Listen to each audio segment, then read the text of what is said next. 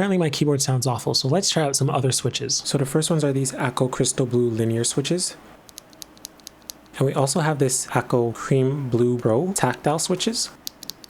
And I'm going to swap out 2 keys here and compare those 2 switches with the stock switches, and we'll see which ones sound the best.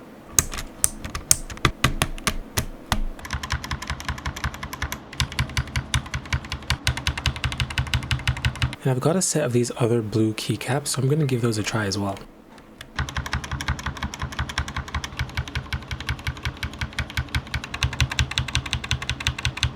Let me know which setup you think sounds the best, and let me know what other switches and keycaps I should try.